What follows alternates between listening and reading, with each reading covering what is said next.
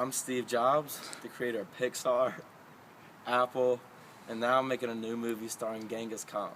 I'm Genghis Khan, and I'm the leader of the Mongolian Empire. I'm a Persian warrior, and I'll be fighting Genghis Khan.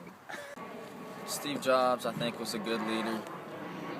He always cared about his employees. He was always around. He always had good ideas. He was always just trying to come up with new ideas. And hardly any of them worked, but the few that did were beyond successful.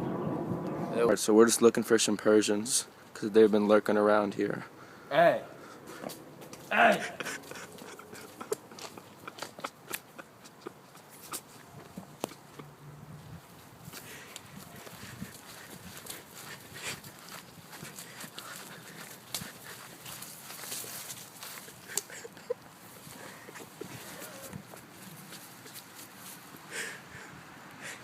He is dead.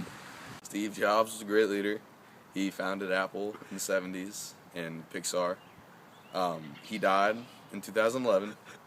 In the early 80s, he was fired from Apple, and then they went on like a downhill. Like all their sales went down and stuff. And then in the early 90s, they rehired him, and he became the CEO until he died in 2011.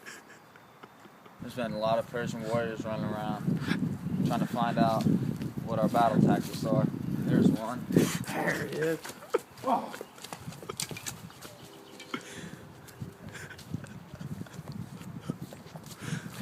Not only did Genghis Khan and his army fight against Persians, he also fought against Middle Easterners.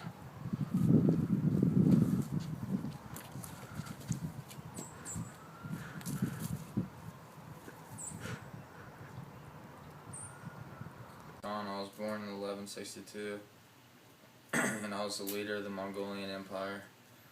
I came to power by uniting many of the nomadic tribes of Northeast Asia. Some of the leadership qualities I have were I want to make sure that I built my mastery up. Also, share your rewards with your staff and get them involved and make them happy. Surround yourself with people who are better than you. That makes sense. Keep a liberal attitude towards people's beliefs. Never stop learning. Reward loyalty. And don't fight if you don't have to.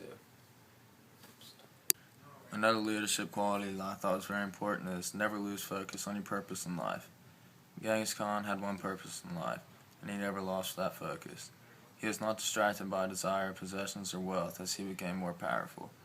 His one purpose in life was to see his enemies, those who had killed his father and left him and his family to starve, and the winter brought him to justice.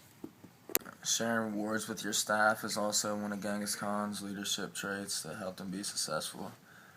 Sharing the rewards created a common goal with all his staff and created their desire to work and the enjoyment of it. Genghis shared everything with his loyal supporters and was seen as the most generous leader.